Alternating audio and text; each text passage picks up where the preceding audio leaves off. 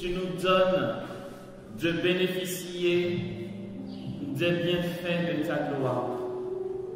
En ce lieu, tu as rapproché les splendeurs de ton royaume que nous désirons voir, que nous désirons tellement contempler. Jésus, ta présence nous remplit et elle nous envahit. Ici, aujourd'hui et maintenant, Seigneur, tu as fait pleuvoir ta grâce et ta bénédiction. Aussi, nos cœurs en sont saisis, nos âmes se réjouissent en toi. Jésus, nos entrailles sont saisies par ta présence et nous sommes visités par ta gloire et par ta puissance. Tu continues ton œuvre au milieu de nous. Tu manifestes la puissance de ton règne et de ton nom. Seigneur, maintenant que notre être tout entier est plongé au-dedans de toi, nous te demandons, nous te supplions, Seigneur, que la proclamation, l'expansion de ta parole, de ta vie, de ton enseignement, Seigneur, tisse en nous les gloires célestes, que nos vies complètement livrées à toi soient imprégnées, transformées, embrasées par ta puissance. Merci Jésus pour la gloire de ton nom. Seigneur, merci pour le Saint-Esprit qui est ici, pour sa présence évidente, agissante. Elle est glorieuse. Tu es béni à jamais, Seigneur. Merci pour ce que tu fais, pour ce que tu réalises. Ton nom est saint et ton nom est puissant. Gloire à toi et honneur à toi, Jésus.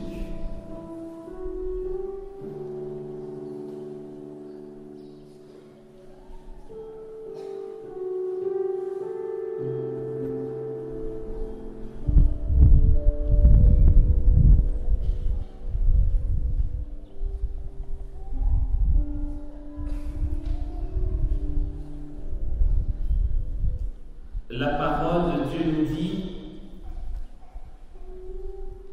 dans l'évangile de Jésus, selon Saint Jean, c'est le chapitre 20 à partir du premier verset. L'évangéliste nous relate ceci. Le premier jour de la semaine, Marie de Magdala vient de bonne heure au tombeau. comme il faisait encore sombre, et elle aperçoit la pierre enlevée du tombeau. Elle court alors et vient trouver Simon-Pierre ainsi que l'autre disciple, celui que Jésus aimait, et elle leur dit: on a enlevé le Seigneur du tombeau et nous ne savons pas où on l'a mis. Pierre sortit donc, ainsi que l'autre disciple, et ils se rendirent au tombeau. Ils couraient tous les deux ensemble. L'autre disciple, plus rapide que Pierre, le devança à la course et arriva le premier au tombeau. Se penchant, il aperçoit les linges gisant à terre, pourtant il n'entra pas. Alors arrive aussi Simon-Pierre qui le suivait. Il entra dans le tombeau et il voit les linges gisant à terre, ainsi que le suaire qui avait recouvert sa tête, non pas avec les linges, mais roulé à part dans un endroit.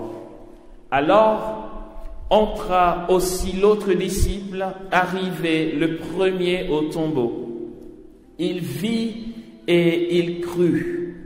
En effet, il ne savait pas encore que, d'après l'Écriture, il devait ressusciter d'entre les morts. Les disciples s'en retournèrent alors chez eux. Marie se tenait près du tombeau au dehors, tout en pleurs. Or, tout en pleurant, elle se pencha vers l'intérieur du tombeau et elle voit deux anges en vêtements blancs assis là où avait été déposé le corps de Jésus, l'un à la tête et l'autre aux pieds. Ceux-ci lui disent: « Femme, pourquoi pleures-tu » Elle leur dit: « Parce qu'on a enlevé mon Seigneur, et je ne sais pas où on l'a mis. » Ayant dit cela, elle se retourna et elle voit Jésus qui se tenait là, mais elle ne savait pas que c'était Jésus. Jésus lui dit: « Femme, pourquoi pleures-tu? Qui cherches-tu » Le prenant pour le gardien, elle lui dit: « Seigneur, si c'est toi qui l'as emporté, dis-moi où tu l'as mis et je l'enlèverai. » Jésus lui dit: « Marie. » Se retournant, elle lui dit en hébreu: « Rabouni », ce qui veut dire maître. Jésus lui dit: « Ne me touche pas, car je ne suis pas encore monté vers le Père, mais va trouver mes frères et dis-leur: je monte vers mon Père et votre Père, vers mon Dieu et votre Dieu. » Marie de Magdala vient annoncer aux disciples: « J'ai vu le Seigneur » et qu'il lui a dit cela. Waouh! C'est puissant ce truc.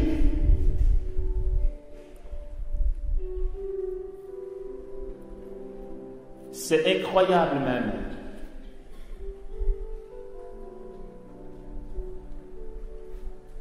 C'est un condensé incroyable du mystère du salut et de comment Dieu fait avec nous. Pardon frère, merci beaucoup pour ça, je vais le reposer. Merci. Mais au moins je sais que c'est là.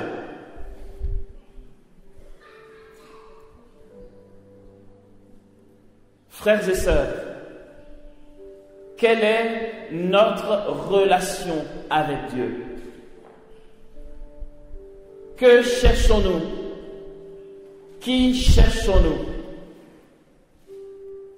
Quel est le but de notre présence ici? Qu'est-ce qui fait que nous sommes chrétiens? Quel est le motif qui nous a donné d'être chrétiens? Pourquoi avons-nous décidé de nous faire baptiser et de faire partie du peuple chrétien? Qu'est-ce qui nous motive? Pourquoi nous aimons Dieu si c'est le cas?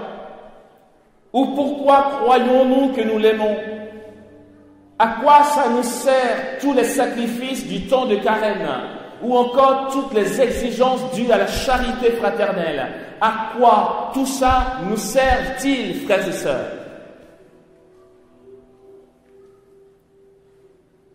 Est-ce que nous avons les mêmes motivations? Quoi? Tu étais malade et puis quelqu'un t'a dit, tu sais, Jésus est puissant pour te guérir. Alors tu dis, ben, s'il doit me guérir, s'il peut me guérir, alors je deviens chrétien, c'est ça? Ou bien tu es venu et puis les frères et sœurs t'ont imposé les mains et puis tu es guéri, donc tu dis, je deviens chrétien. C'est bien, c'est beau, c'est un beau témoignage.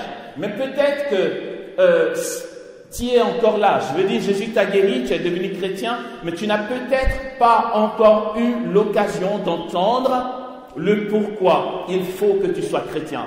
Tu ne l'es pas pour que Jésus te guérisse de ta maladie. Pardon, je suis désolé. Tu n'es pas chrétien pour prospérer. Je suis désolé. Prospérer humainement, spirituellement, oui. Tu n'es pas chrétien pour te garantir un travail ou un bon mari. C'est pitoyable d'être chrétien pour ça. Non, mais attendez, je vais vous dire quelque chose, ça va peut-être vous heurter, mais c'est la réalité. Tu n'es même pas chrétien parce que Dieu est puissant. Non. Ce n'est pas pour ça que nous sommes baptisés, frères et sœurs. La vie chrétienne est une relation, est un appel de participation à la vie divine.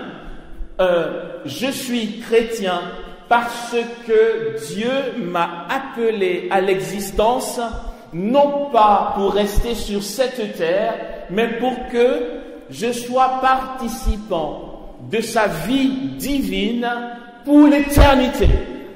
S'il veut qu'il ne me guérisse pas, je m'en fous.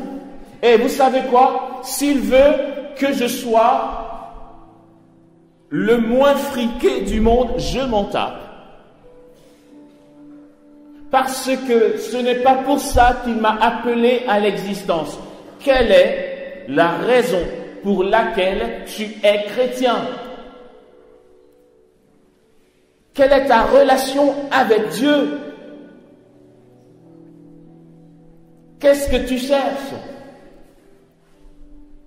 Croyez-vous que Marie-Madeleine ait cherché Jésus parce qu'elle se disait « Ah, s'il est ressuscité, c'est bien parce qu'au moins je vais lui rappeler que j'ai besoin d'un boulot. » C'était l'angoisse, c'était l'appréhension, c'était l'incertitude d'un avenir qu'on ne sait pas. Le maître est mort. Dieu est mort. Et puis chacun est dans son chagrin. Et puis il y a une personne, une femme appelée Marie de Magdala. L'Église l'appelle l'apôtre des apôtres. Il y a les 12 apôtres. Marie-Madeleine est appelée apôtre des apôtres. Pourquoi? Un apôtre, selon la définition de Saint-Pierre, vous savez, l'on peut trouver 4 définitions de l'apôtre. En ce qui concerne les 12, selon la définition qu'en donne le premier pape, donc Saint-Pierre, il s'agit de ceux d'entre eux qui ont commencé à suivre Jésus depuis son ministère public, qui a commencé par le baptême proclamé par Jean, son baptême au Jourdain, jusqu'à sa résurrection. Ceux qui l'ont accompagné et qui ont vu Jésus ressuscité ceux-là ont les critères pour être apôtres. C'est comme ça qu'ils ont choisi 2 personnes en vue de remplacer Judas. Ils ont tiré au sort parce qu'il y avait 2 qui correspondaient aux critères. Et pourtant, Marie-Madeleine va être appelée apôtre des apôtres. Parce que de Christ ressuscité, elle est celle qu'il a vue, scripturairement parlant, en premier. Après, ça ne m'étonnerait pas qu'on me dise que la Sainte Vierge soit celle qui a vu son fils le premier. Mais la Bible ne le dit pas, donc ne mangez pas piment dans ma bouche. Marie-Madeleine est celle qui voit Jésus en premier. La parole de Dieu est claire ici. Il faisait encore nuit. En fait, comme si elle n'avait même pas dormi, elle était tourmentée. Pourquoi? Qu'est-ce qu'elle allait chercher? Elle n'allait pas pour se dire, il est certainement ressuscité. Non, elle n'aurait pas été surprise de voir le tombeau vide. Elle est surprise de voir que le tombeau est vide. Mais qu'allait-elle chercher au tombeau si tôt le matin? Elle partait pour embaumer le corps de son Seigneur qu'elle n'avait pas pu embaumer parce que c'était l'entrée en Shabbat. Le vendredi soir chez les Juifs, c'est l'entrée en Shabbat. Le 7e jour chez les Juifs, c'est samedi. Le jour où, selon la Genèse, Dieu s'est reposé après tout l'ouvrage de la création. Et quand c'était l'entrée en Shabbat, on est le lendemain dès le coucher du soleil, selon la tradition juive. Vendredi, quand ils ont descendu le corps de Jésus, le soir tombait, c'était l'entrée en Shabbat. Pendant le Shabbat, ce qu'on va appeler sabbat aussi, d'accord? On n'a pas le droit de bosser, de travailler. Du coup, elles n'ont pas pu embaumer le corps de Jésus. Elles l'ont posé dans un tombeau neuf, dans un linceul. Marie-Madeleine, regardez combien c'est beau, frères et sœurs. Combien sommes-nous de chrétiens à avoir une telle passion de Dieu au détriment de nos besoins personnels. Elle n'avait que les yeux rivés sur le corps de son Seigneur durant tout le Shabbat. J'imagine, elle comptait les heures. Il n'a pas pu être embaumé, au point que dès la fin du Shabbat, au petit matin, elle court au tombeau pour lui administrer, pour qu'il soit enseveli dignement, les aromates. Elle part tôt le matin. Quelle passion, frères et sœurs! Ici, Marie-Madeleine a quelque chose à nous communiquer de notre raison initiale d'être chrétien. L'amour de Dieu, la relation à Dieu, la participation à la vie divine. Je sais peut-être et certainement même que je vais me faire lyncher, critiquer, et on va dire, ouais, Amos, oui, c'est ça. Nous, on est malade, on aimerait que Dieu nous guérisse. Et puis d'ailleurs, quoi, dans mon foyer, c'est compliqué en ce moment. Il vient nous parler de relation à Dieu. Tu sais quoi? Vas-y, fais comme tu veux. Si tu préfères être un chrétien, comme on dit, consommateur, et puis tu vas venir voir Madame Assamoah, parce qu'elle est la bergère, puis tu vas dire, hey, Madame Assamoah, priez pour moi, ça va pas. Oui, c'est toujours pour toi qu'il faut qu'on prie. Ça, c'est connu, tu vois, mais ça te gêne pas. Ça te gêne pas du tout. Tu oublies que peut-être celui ou celle par qui Dieu passe pour la prière est quelqu'un qui a cherché de tout son cœur une communion, une relation unique avec Dieu. C'est le cas de Marie-Madeleine. Et puis, cette passion l'a conduit à devenir apôtre des apôtres, puisque Jésus l'envoie, elle, annoncer à ceux qui vont être ses apôtres, à ceux qui sont ses apôtres, qu'il est ressuscité. Tu vas aller dire à mes frères que je suis ressuscité et que je les précède en Galilée, car je vais, pour l'instant, vers mon Père et votre Père, vers mon Dieu et votre Dieu. Cette passion de Marie-Madeleine qui l'a conduit au tombeau, elle arrive pour embaumer le corps du Seigneur. Et là, elle se rend compte qu'il y a 2 anges, 2 personnes. Elle ne reconnaît pas que ce sont des êtres célestes. L'un est assis à la tête, l'autre au pied. Mais le miracle était sous ses yeux. Elle ne le voyait pas. Le miracle, c'est quoi? C'est que le linceul, non mais je ne sais pas si vous avez fait gaffe à ça dans la tradition de l'Église lorsqu'on nous l'explique. Le linceul qui a enveloppé le corps de Jésus n'a pas été déplié. Ça a été clair, le texte est clair. Il est dit ici, se penchant, il aperçoit les linges gisant à terre, pourtant il n'entra pas. Alors arrive l'autre, Simon-Pierre, qui le suivait. Il entra dans le tombeau et il voit les linges gisant à terre, ainsi que le suaire qui avait recouvert la tête, non pas avec les linges, mais roulé à part dans un endroit. C'est clair. Ça veut dire quoi? Quand tu enroules un corps, même moi qui suis vivant, si tu m'enroules dans un linceul, pour me dégager de là, ça va être chaud. Il va falloir peut-être que je vais y arriver, mais après plusieurs heures. On va dire, il est resté 3 jours au tombeau, il a peut-être pu se dégager.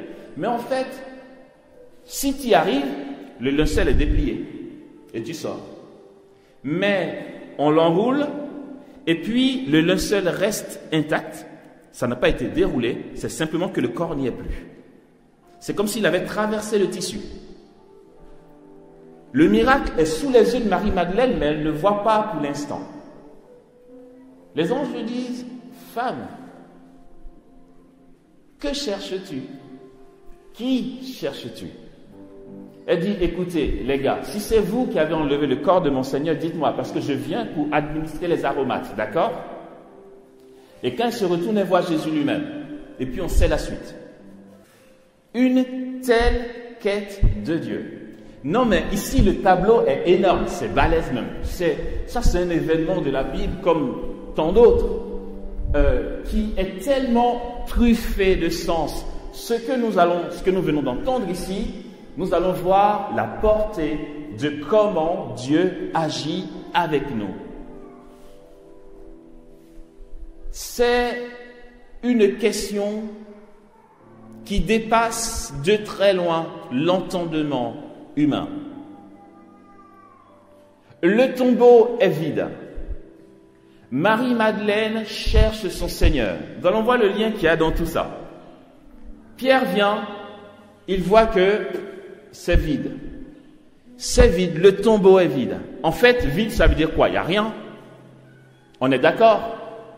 Enfin, les mots français, c'est ce que ça veut dire. Si vous prenez le Larousse, c'est ce que ça veut dire. Ensuite arrive l'autre disciple, qui était arrivé en premier, mais qui a laissé rentrer Pierre.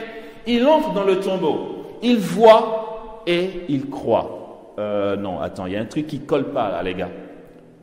On dit que c'est vide. Il voit quoi? Il voit et il croit. Il voit quoi pour croire? On dit que c'est vide. Il a vu quoi? Le vide. Ben oui, logiquement, parce que le tombeau est vide, il croit que le Christ est ressuscité. Marie-Madeleine va dire, quelqu'un a enlevé le corps de mon Seigneur. Jean, lui, tout de suite, il va croire en la résurrection.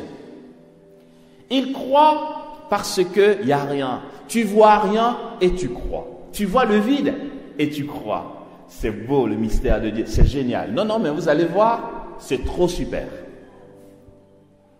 Je nous ai dit tout à l'heure que j'aimerais nous entretenir ce matin sur le thème suivant, à la faveur de la nuit. Il y a nuit qui fait ténèbres, qui fait noir, obscurité, et puis il y a la faveur. Deux mots qui, oui, sont contradictoires. À la faveur de la nuit, je vais vous dire ça dans un autre langage. Entendons, la bienheureuse absence sensible de Dieu. Oh là là, Amos, on va où là? Mais c'est bien. En fait, la bienheureuse absence sensible de Dieu, c'est pour ceux qui, comme Marie-Madeleine, ont un motif valable pour être chrétien. Tant que tu es chrétien, qu'on va appeler quoi? Chrétien consommateur, ok, tout ce que je vais dire là, ça va être du chinois pour toi. Le chinois même, ça s'entend un peu. Le charabia, c'est mieux. Tu n'y comprendras rien du tout. Mais ce que j'ai eu à cœur de nous partager ce matin, en fait, c'est de tout casser dans notre tête. Là, aujourd'hui, je suis venu pour vous choquer à fond la caisse, vous voyez. Mais vraiment que vous soyez bouleversés, choqués, énervés, tout. Non, mais parce qu'il est temps que nous recadrions les choses. Pourquoi Jésus dit « je viens bientôt » et puis il n'est toujours pas venu? Et puis on pense que c'est sa faute, c'est ça le pire. On dit « mais lui aussi, ils sont bientôt là, c'est quoi ?» Mais tu n'as pas compris que Jésus attend encore que tu arrives à l'essentiel. Il attend encore ta conversion. Saint Pierre dit dans sa lettre que si le Seigneur tarde à venir, ce n'est pas qu'il soit en retard sur ses promesses, c'est qu'il attend que le plus grand nombre se convertisse. Tant que nous serons là, dans notre vie chrétienne au quotidien, à pratiquer la messe, pratiquer, j'ai dit, pas vivre, à pratiquer la messe pour avoir bonne conscience, et puis aller au groupe de prière, espérer avoir mon examen, ou un mari, ou un boulot, frères et sœurs, le royaume des cieux va tarder. Nous avons commencé, lorsque j'ai pris la parole, j'ai commencé par vous dire que le royaume des cieux est au-dedans de moi. Et que ce royaume se veut agissant et puissant. Il n'y a rien qui soit différent en moi de vous. Puisque nous avons le même baptême, la même foi, le même Seigneur, nous avons le même Dieu. Nous avons tous tout reçu. Vous savez pourquoi mon baptême ne peut pas être au-dessus du vôtre? C'est qu'au baptême, on reçoit tout. Si Dieu donnait une partie de grâce au baptême, ok, on aurait dit celui-là a reçu peut-être un peu plus. Non, on reçoit tous. On reçoit tout au baptême. Nous avons tous tout reçu au baptême. C'est simplement que la conscience que nous avons à prendre aujourd'hui, frères et sœurs, c'est de réaliser que nous avons été appelés à l'existence. Rien que ça, j'aurais pu ne pas exister, frères et sœurs. J'aurais pu ne pas exister. J'aurais été dans un néant. Peut-être que je devais avoir un frère jumeau, mais il n'est pas là. Mais il n'est pas là. Mais, coup de bol, j'existe. Mon existence, ce n'est pas pour cette terre. Seulement, c'est un passage. Non, mais vous allez voir, c'est énorme. Dieu m'aime tellement. Ouais, il est fan de moi, bien même. Dieu m'aime tellement que, frères et sœurs, il m'a appelé à l'existence et je ne mourrai plus. En fait, pour l'éternité, je bénirai son nom d'exister. Pour l'éternité, je vais vivre de la vie de Dieu. Non, j'ai mal dit. Pour l'éternité, je vais vivre la vie de Dieu. Et c'est pour ça qu'il m'a appelé à l'existence. Ce n'est pas pour que quelqu'un ait pitié de moi pour me laisser 10 000 francs dehors. J'en ai rien à faire. Thérèse de Lisieux, Sainte Thérèse de l'Enfant Jésus, qu'on appelle aussi Sainte Thérèse de Lisieux, j'aime bien comment elle dit les choses. Elle dit, Jésus, ah je la kiffe, vraiment je l'aime trop. Thérèse, c'est vraiment une grande sœur qui me dit, elle n'est pas dans nos histoires, voyez, nos petites considérations, elles sont fous en fait. Elle dit, Jésus, ma joie, c'est de t'aimer. Car, Jésus, ma joie, c'est de t'aimer. Ma joie, c'est de t'aimer. Pourquoi? Ben pourquoi? Parce que ma joie, c'est de t'aimer. Point. Elle dit ceci. Elle dépasse tout. Elle dit, tu sais, Jésus, en fait, je ne t'aime pas pour aller au paradis. C'est pas parce que j'espère entrer au paradis un jour que je t'aime. Je t'aime, quoi, c'est tout. En fait, t'es un mec, Jésus, je t'aime, tu vois. Je t'aime pas parce que j'espère que je vais pas aller en enfer, ou que tu vas avoir pitié de moi, comme nous autres là. Elle dit, si tu veux, si c'est ton bon plaisir, fasse que je tombe en enfer. Pas de problème. Au moins, en enfer, il y aura quelqu'un qui t'aime. Non, mais quand j'entends ça, je dis, mais pourquoi je suis si loin du compte? Et toute sa vie, dans un renoncement total pour la joie de Jésus seul, a été don total à la faveur de la nuit. J'en viens. Là, le programme est un peu chaud patate. je vais compliquer les choses, mais je vais compliquer ça bien même. Avons-nous compris que quand il n'y a rien, c'est l'annonce de la gloire? L'avons-nous compris? En fait, il était là sous leurs yeux pendant 33 ans, mais 3 ans de ministère public. C'est vrai, ils ont vu les miracles, ils ont vu la puissance de Dieu. Et puis d'un coup, c'est le début du rien. C'est le début de l'absence de Dieu. Dieu commence à nous échapper. On croyait le comprendre, on croyait maîtriser la chose. Il commence à partir. Il annonce un truc bizarre. Il dit en fait, les gars, il va vraiment falloir que je parte à Jérusalem là. Parce que là-bas, je vais mourir, vous voyez. Il parle de quoi? Ben, il parle de ce que tu as entendu, tu vois. Il va mourir. Et bien le 3e jour, je vais ressusciter. Mais non, là, c'est trop fort pour eux. Le début de la catastrophe. Il faut que le Fils de Dieu souffre beaucoup pour entrer dans sa gloire. Il faut, pour que tu vives ma gloire en toi, que ce passage soit vécu. Il faut ce vide. La gloire de Dieu, frères et sœurs, passe par cette absence. Retenons bien ceci.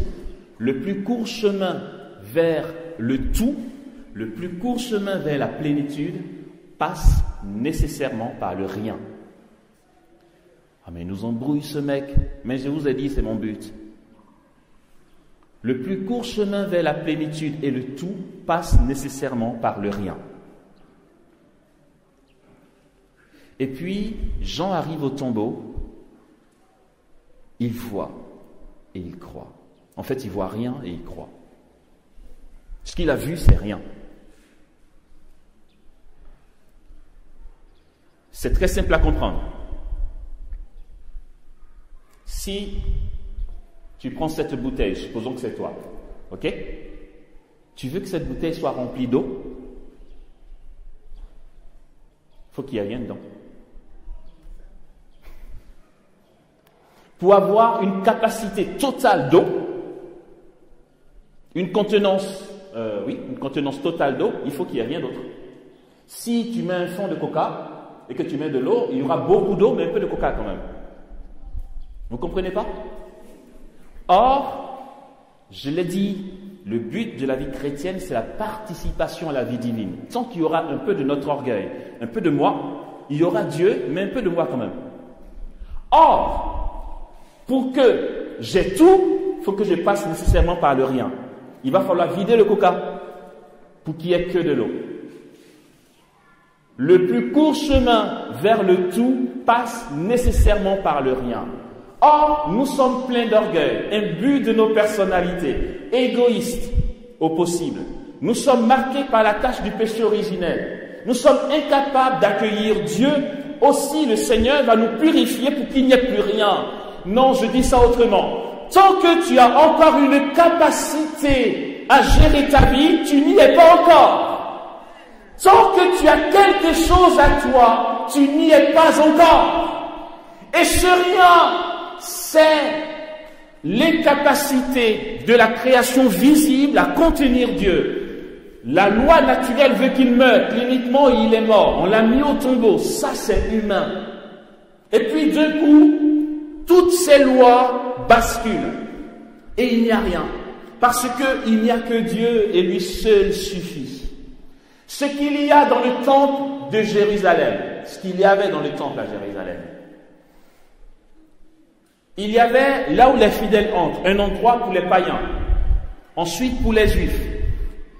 Une autre étape, une étape dans le temple, un endroit pour les prêtres, les personnes consacrées pour sacrifier. Et une dernière étape qu'on va appeler le Saint des Saints. Le Saint, c'est là où les personnes choisies, les prêtres peuvent se mettre. Après, il y a le peuple et les païens, d'accord? Et puis le Saint des Saints, on n'y entre pas.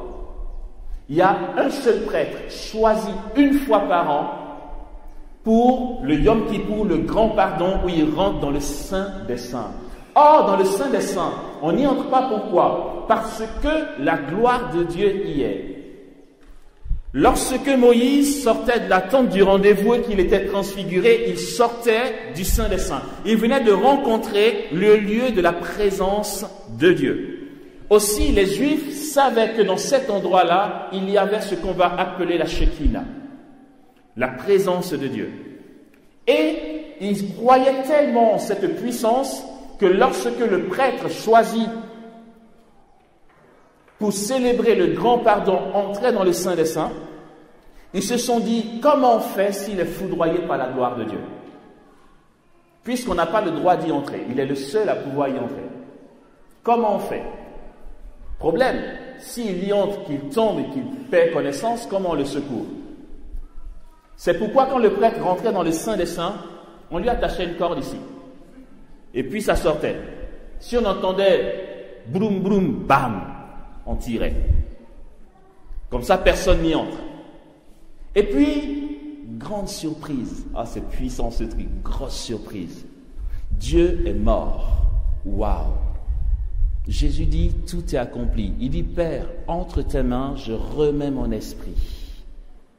Le rideau du temple se déchire du haut en bas. Et on parlait du rideau qui séparait tout le peuple du saint des saints. Désormais, le lieu dont on avait peur ou qu'on craignait, qu'on respectait du moins, était accessible à tous. Parce que désormais, nous sommes tous un peuple de prêtres, de prophètes et de rois. Et puis, à la grande surprise générale, ils entrent dans le Saint des Saints et il n'y a rien. Dans le Saint des Saints, il n'y a rien. Nada. Il n'y a rien. Il n'y a rien à voir.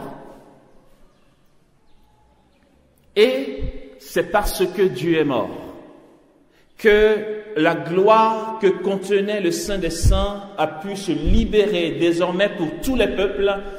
Et là, il y a un événement qui va succéder, c'est que Dieu meurt, le rideau du temple se déchire du haut en bas, et puis, à ce moment-là, après sa mort, on descend son corps qui repose dans les bras de sa mère, le poids de Dieu dans les bras de Marie. Tu l'as cherché, tu as prié, tu t'es sanctifié, tu as crié, tu as demandé l'intercession de qui tu veux, tu t'es lamenté, tu t'es flagellé, tu as fait tout ce que tu veux, tu cherches Dieu. Une fois que tu l'as et que maintenant il est dans tes bras, tu n'y comprends rien. C'est la nuit totale. Il est mort, il ne bouge pas. Celui que tu as tant désiré est enfin dans tes bras. Et puis là, c'est plus dur qu'avant. C'est pire. Tu n'y comprends rien. Marie est transpercée par le glaive. Les apôtres n'y comprennent rien. Ils se dispersent. Dieu s'est donné. Mais tu l'as cherché, oui ou non? Attends, ce Dieu, tu disais, fais que l'un s'assoie à ta gauche, l'autre à ta droite. Jésus de Nazareth, aie pitié de moi. En fait, il s'est donné pour toi. Tu n'as plus à aller le chercher de l'autre côté. Il s'est livré. Il est mort, son corps est là. Qui veut vient toucher son corps. Maintenant que Dieu a tout donné, tout le monde se disperse. Quel mystère. Maintenant qu'il dit, je suis là, ben faites ce que vous voulez. Dieu est mort. Nietzsche dit, Dieu est mort. Mais physiquement, oui, cliniquement, il est mort. Et il fallait qu'il meure vraiment pour que nous soyons libérés de la mort. Et maintenant que Dieu a tout donné, il n'y a personne. Mais parce que ça fait mal. Maintenant que Dieu est là, il n'y a personne. Il n'y a que Saint Jean, Marie et les saintes femmes. Où sont les autres? On a envie de dire, hé, vous qui cherchez Dieu, il est ici. Mais il est là, il ne bouge même pas. Il se donne et c'est la débandade. À la faveur de la nuit, la bienheureuse absence sensible de Dieu. Lorsque tu ne sens plus Dieu, lorsque tu ne le vois plus, lorsque tout semble s'écrouler pour toi, alors que tu l'as réellement cherché, alors réjouis-toi. Je dis, alors que tu l'as réellement cherché, alors réjouis-toi. C'est que Dieu s'est donné. C'est que Dieu est tout proche. Tu sais pourquoi tu as l'impression que tu es accablé d'épreuves? C'est simplement parce que tu es incapable de Dieu à cause de ton péché. Quand sa gloire vient, ça entre pas en fusion, en communion, en relation avec ta chair rebelle, et les épreuves commencent. Si tu regardes les épreuves pour déduire que Dieu n'est pas avec toi, que je prie, il ne m'entend pas, bon, ok, je parle de tous ceux qui viennent pour chercher du travail ou un examen. Bon, je ne parle pas de... Enfin là, vous n'y comprendrez rien de tout ce que je raconte. S'il y a ici des chercheurs de Dieu, des personnes qui prennent au sérieux la vie chrétienne, qui se sanctifient au quotidien dans la prière, la charité, le don total de leur vie, et que les épreuves arrivent, c'est pour vous que je dis cela. C'est à vous que je m'adresse. C'est une bonne nouvelle. C'est que Dieu a considéré le don de votre vie. C'est que Dieu s'est approché. Et tu n'y vois rien. Mais tu sais quoi? C'est qu'en fait, Dieu t'a pris au sérieux. Il aimerait enlever le coca qui est dedans. Et ce coca-là, quand il enlève, ça fait mal. C'est ton orgueil. Quand on touche à ton ego, tu cries. Ça fait mal et tu dis, mais je suis éprouvé. Depuis un certain temps, Amos, les choses dégringolent dans ma vie. Alors que tu me connais quand même. J'ai une vie de prière. Je fais ci, je fais ça, mais pourquoi tout m'échappe? Mais parce que Dieu s'est approché. Parce que Dieu dit, ok, je te prends au sérieux, tu me donnes ta vie, je me donne à toi. Et puis ça fait mal. L'absence sensible de Dieu. Ces moments-là sont indispensables. Peut-être que ça ne t'intéresse pas. Moi, ça m'intéresse. Ça m'intéresse de parvenir à un état de dépouillement total et radical. Plus un homme se rapproche de Dieu et plus en lui se dévoile l'iniquité du monde. Ah, c'est chaud. Plus tu te rapproches de Dieu, plus tu découvres ton péché et ta pauvreté. Vous savez, les chrétiens super, jolis, bien coiffés, chemises bien repassées, il n'y a jamais d'histoire avec eux. On dit, ah, il est poli, oh, c'est un bon garçon. Mais attends, est-ce qu'il a l'onction? Bon, côté onction, c'est pas pour tout le monde. Lui, c'est pas... Non, c'est pas une question d'onction, c'est qu'il est correct. Et puis, tu es apprécié des hommes. Ces gens-là, qui sont tellement catholiquement corrects, c'est des gens qui vont dire au prêtre, oui, ça fait... Je ne sais pas quoi dire à la confession. Je ne vole pas, je ne braque pas de banque, je respecte mon papa, je vais le voir une fois tous les 3 mois, je donne de l'argent à mes parents, j'ai une épouse, j'ai des enfants, je travaille. Qu'est-ce que je vais confesser? La Bible dit, il se voit d'un œil trop flatteur pour découvrir son tort. C'est quelqu'un qui ne s'est pas approché de Dieu. C'est très vite discernable. Et regardez Pierre qui pleure son péché parce qu'il est zélé. En fait, il aime tellement Jésus qu'il en devient imprudent. C'est lui qui répond tout de suite et très vite parce qu'il aime son Jésus et qu'il va se donner tout de suite et pleinement à lui. Il était de bonne volonté et de tout son cœur, il pensait ce qu'il disait. Pierre ne trompait pas Jésus. Quand il dit, Maître, même si tous t'abandonnent, moi je ne t'abandonnerai jamais. Il y croyait. Il était sincère et il lui disait de tout son cœur. Et ça plut à Jésus. Mais tous ceux qui ont l'audace de Dieu ont l'impression que c'est la grosse catastrophe pour eux. Parce que c'est lui qui va régner. Et là, il est confronté à sa pauvreté. Jésus lui dira, Pierre, est-ce que tu m'aimes? Après la résurrection. Pierre qui était tellement fougueux, qui dégainait en 2-2, vous voyez, dès qu'il y a une question, c'est lui qui répond. Là, quoi? T'as dit quoi? Est-ce que je t'aime? Oui, enfin, ouais. Mais parle bien. Non, mais il se souvient qu'il a régné le maître. En fait, Pierre, il est un peu plus calme là. Attends, c'est pas... Le texte grec dit ceci. En français, on dit, Pierre, m'aimes-tu? Oui, Seigneur, tu sais tout, tu sais que je t'aime. Une deuxième fois, Pierre, m'aimes-tu? Oui, tu sais que je t'aime. Une troisième fois, Pierre, m'aimes-tu? Et Pierre s'attriste que Jésus lui demande pour une troisième fois, m'aimes-tu? Et puis, ça paraît très superficiel. Non, le grec dit ceci. Ah, c'est bon ça. Le grec dit, vous savez, vous avez entendu parler peut-être d'amour agapé et amour passion. Eros. Amour agapé, c'est l'amour qui donne sa vie, d'accord? Amour éros, c'est tout ce qui est passionnel, charnel, etc. Je vais prendre un raccourci pour que vous compreniez le texte grec. Jésus dit, Pierre, m'aimes-tu d'amour agapé? Amour capable de donner sa vie. Pierre dit, Jésus, Seigneur, tu sais tout, tu sais que je t'aime simplement comme un ami. Je t'aime d'amour éros. Le français a traduit et c'est plat. Pierre, m'aimes-tu? Oui, tu sais que je t'aime. Non, quand il dit, tu sais tout, il se souvient de son reniement. Jésus dit, Pierre, donc la première fois, Pierre, m'aimes-tu d'amour agapé? Bon, là, je mime la scène, j'imagine la scène, il baisse la tête. Mais Seigneur, tu sais tout, tu sais que je t'aime d'amour éros, enfin, comme un ami, c'est superficiel. Tu le sais, en fait, tu sais, parce que j'ai été incapable de mourir pour toi. Une deuxième fois, Jésus dit, Pierre, m'aimes-tu d'amour agapé? Pierre insiste. Il dit, Seigneur, tu sais tout, tu sais que je t'aime simplement comme un ami. La troisième fois, Jésus dit, Pierre, tu m'aimes simplement comme un ami? C'est pour ça que Pierre s'attriste, parce que Jésus dit, en fait, tu m'aimes seulement d'amour éros. Et Pierre s'attriste, parce que Jésus le rejoint. Et là, il dit quoi? Seigneur, tu sais tout, tu sais que je t'aime. En fait, il est en train de dire, je ne sais plus quoi répondre.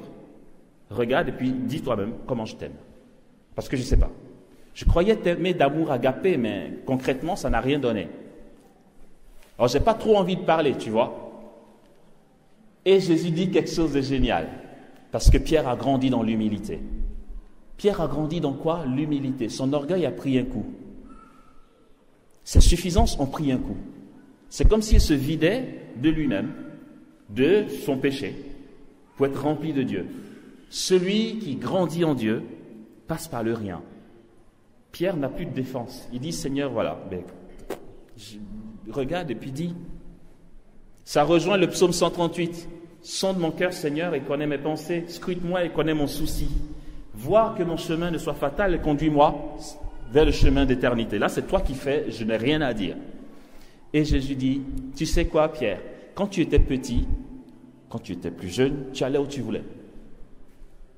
Ouais, je vais faire des choses pour Dieu et tout. Seigneur, je vais faire ça, je vais faire pour ta gloire. Tu allais où tu voulais, tu décidais parce que tu te croyais fort. Tu veux faire des choses pour Dieu.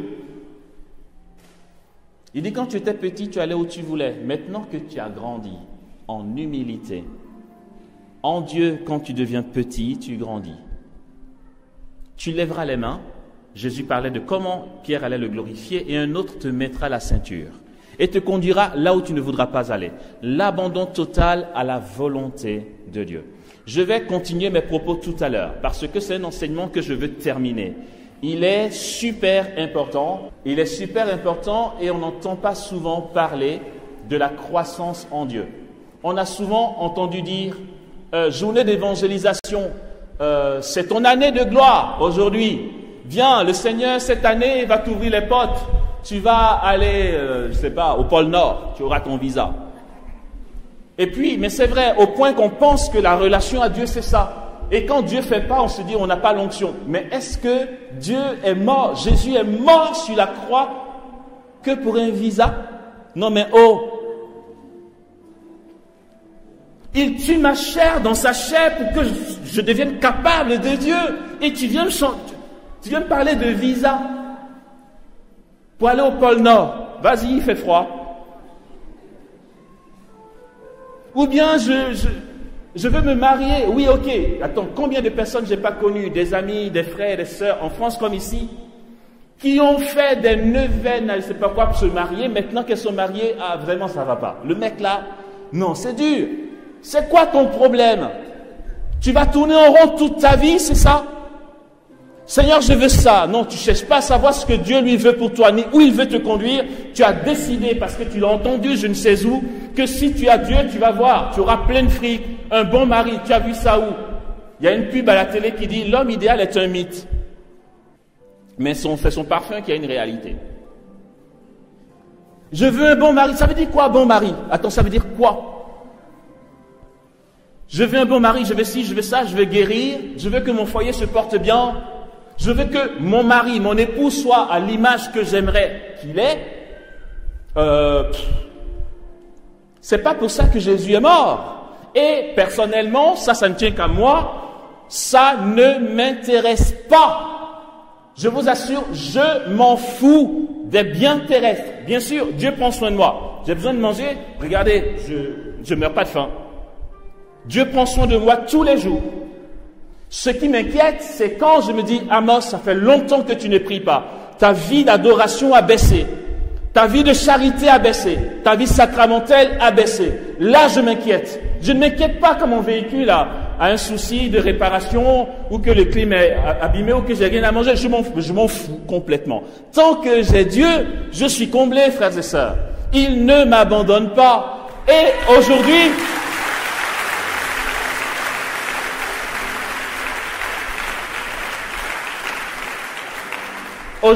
je n'ai rien d'autre à nous proposer que ça. Je nous invite, frères et sœurs, à retenir cette parole de Sainte Thérèse d'Avila. Que rien ne te trouble, que rien ne t'effraie. Elle dit que rien ne te trouble, que rien ne t'effraie. La patience tout obtient. Elle dit, qui est en Dieu, rien ne lui manque. C'est la fin qui est intéressante. Dieu seul suffit.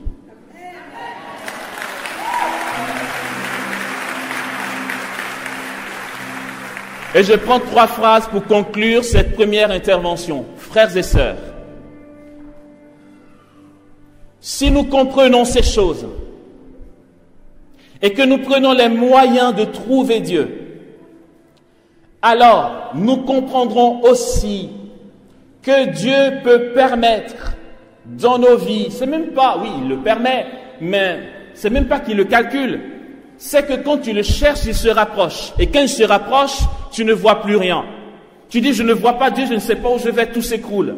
Et voici comment l'interprète Saint Jean de la Croix. Il dit, il va parler de nuit de l'esprit, la nuit spirituelle, absence sensible de Dieu. Et moi, je l'appelle la bienheureuse absence sensible de Dieu. Pourquoi? Saint Jean de la Croix dit que la nuit spirituelle, quand tu as l'impression que tout s'écroule et que Dieu ne te répond pas, en fait, ce n'est rien d'autre qu'un trop plein de lumière. Quand tu regardes le soleil, tant que c'est loin, tu peux encore faire ça pouvoir. Rapproche le soleil, ça t'aveugle. Il dit que la nuit de l'esprit, quand tu penses que Dieu n'est pas là, quand tu penses qu'il n'est pas là. Il dit, lorsque tu as l'impression que plus rien ne va, c'est que Dieu ne part, Dieu s'est approché de ta vie et qu'il est en train de décrasser ta vie pour que tu sois capable de lui, et que d'autre part, sa lumière s'est tellement approchée que tu as l'impression d'être aveugle. Dans ces moments-là, tous ceux qui t'entourent, ceux qui te voient, eux se disent, mais comment il fait pour avoir une telle onction, une telle présence? Et on dit, mais ton regard est profond, on voit en toi Dieu, et toi tu es le seul à dire, mais il parle de quoi? Moi je ne vois rien, c'est que des épreuves. Je suis désolé, vous ne connaîtrez pas ma vie, mais hier soir encore, je priais pour ce moment, et je disais, Seigneur, je ne sais vraiment pas pourquoi c'est moi qu'ils ont invité. C'est pas une manière de parler. De toute façon, je ne l'ai pas dit devant vous pour que vous croyiez que je veux faire humble. J'étais devant Jésus. Parce que lui seul sait combien je ne me sens pas disposé ni prêt. Je dis, mais enfin voilà, je veux dire, il y a certainement d'autres personnes. J'aime l'évangélisation, c'est pas le problème. Il me l'enlève, j'aurai un pincement. Je l'accepterai, mais j'aurai un pincement. J'aime. Mais par moments, je dis, Seigneur purée, pourquoi on m'a invité, quoi? Pourquoi tu n'attends pas que je sois un peu plus nickel, tu vois? Et puis, dans ces moments où tout dégringole, Dieu agit avec puissance. Je finis sur un témoignage, d'accord? Que j'ai déjà donné, j'ai trouvé ça extra. J'étais en Côte d'Ivoire pour une mission d'évangélisation. Et j'en ai profité pour organiser un vernissage. Je suis artiste peintre, d'accord? Et quand c'est comme ça, je suis dans mon atelier, je ressemble à rien du tout. Je dors pas beaucoup, je mange pas beaucoup, j'ai des cernes, j'ai mon habit de travail. Vous savez, un peintre, il est très sale, d'accord? Je ressemble à rien du tout. Et puis, j'étais tellement pris par le boulot que mon adoration, je la faisais pas. Je n'avais même pas le temps pour la messe, il fallait que je sorte les tableaux. Et donc, je ne me sentais pas très en état de grâce. Puis je me suis dit, bon, la mission est passée, là je fais mon vernissage, et puis tant pis, j'ai pas de mission, quoi. Tu te sens pas en Dieu, tu n'as pas l'impression que Dieu est là, tu te sens trop humain. On aimerait croire que Dieu est là quand on a fait notre messe, chapelet et tout. Enfin, j'étais pas bien, quoi. Et puis, j'avais une commission à faire à la communauté des béatitudes où j'étais dans le temps. Je suis parti. Et puis, juste avant d'entrer, il y a une dame qui sortait, que je ne connaissais pas, mais qui m'a connu, parce que quand j'étais à la communauté. Et elle a dit, « Oh, frère Amos !» Je dis, « Oui, bonjour. » Elle dit, « Oh, je suis trop contente de te voir. » Je dis, « Merci, c'est sympa. » Je ne la connaissais pas. Et puis, elle dit, « Je peux te faire tout. » Je dis, « Oui, bien sûr. » Ben, elle me fait, « À tout. » Et puis, elle dit, « Ah, merci, je suis contente. » Je dis, « Ben, tant mieux. Bonne journée, madame, et tout. » Je rentre, et puis je fais ce que j'ai à faire. Puis après, je continue ma vie. Mon séjour fini, je pars en France, et là, on me dit par téléphone, tu sais, il y a une dame qui a témoigné à Radio Espoir. Elle devait être opérée, parce qu'elle avait un truc, je ne sais pas, fibrome ou quoi. Elle dit, j'ai vu frère Amos qui sortait de la communauté. Quand je l'ai pris dans mes bras, j'ai senti une chaleur à l'endroit malade, et puis l'opération, guérison totale. Waouh!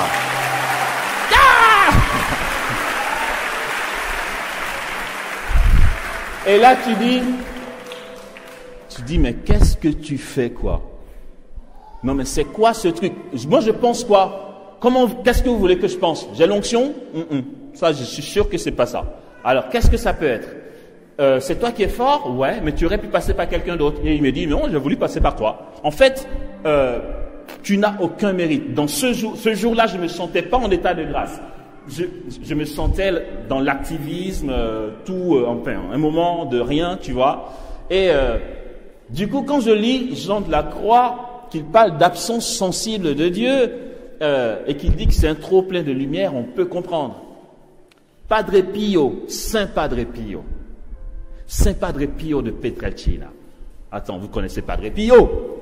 Attends, le balèze Padre Pio, qui est à 2 endroits à la fois et tout. J'ai surpris une de ses lettres, enfin j'ai lu un bouquin. Il écrivait à son père spirituel. C'était pas au début de sa vie consacrée. Il était en plein exercice, on le connaissait comme Padre Pio. Il dit à son père spirituel, « Cher père, maintenant, non, il dit, je ne crois pas qu'il y ait une âme plus pécheresse que moi sur la terre. Il dit, maintenant, cher père, je suis sûr que je finirai en enfer. » Attends, je dis, mais il parle de quoi? Et tout autour, on dit, tu vas à Pietrelcina, tu vois Padre Pio, il est rempli de Dieu. Et lui, ce qu'il pense, et c'est à son confesseur qu'il écrit, pas à ses frères et sœurs, donc c'est le désir, enfin, c'est l'expression profonde de son cœur. Il dit, maintenant, j'ai la certitude que j'irai en enfer, parce que je ne crois pas qu'il y ait une seule âme sur cette terre qui soit pire que moi en péché. Et là, tu dis, mais attends, il dit quoi là? C'était sa nuit spirituelle, mais en fait, c'était un trop-plein de Dieu. Et aujourd'hui, il est Saint Padre Pio, et ça n'a pas trompé. Il est vraiment saint, son témoignage nous édifie tous, et nous allons demander son intercession tout à l'heure au milieu de nous. Je m'arrête là. Frères et sœurs, j'aimerais juste nous inviter, avec un Réjouis-toi Marie, toutes les personnes ici, mais ne cherche pas à me faire plaisir, tu ne me verras plus, donc ça ne sert à rien de me faire plaisir, ni à ton voisin, ni à machin truc, si ça ne t'intéresse pas. S'il y a une personne que ça intéresse, s'il n'y a personne, tant pis. Si toutefois, tu aimerais désormais dans ta vie chrétienne laisser un peu tes petits bobos, un moustique m'a piqué hier soir, j'ai peur, machin, ou Jésus, j'ai pas lu, viens mon secours, machin, pour te concentrer sur la quête de Dieu, l'union à son cœur, la participation à sa vie divine à travers la vie sacramentelle et la vie de prière personnelle, une vie toute donnée pour sa gloire, si c'est le cas, tu vas lever une main, on va dire un Réjouis-toi Marie ensemble. Si c'est le cas. Les effets de groupe, c'est pas bien. Mais je vous crois. Ok. Ben voilà, Seigneur, tu sais, je veux dire, ce qui a été dit, c'est toi qui as permis que ce soit dit. Tu es ici, tu nous vois, tu sais. Pourquoi nous avons levé les mains? Avec ta mère, que le Saint-Esprit nous accorde cette grâce. Réjouis-toi, Marie, pleine de grâce, le Seigneur est avec toi. Tu es bénie entre toutes les femmes, et Jésus, le fruit de ton sein, est béni.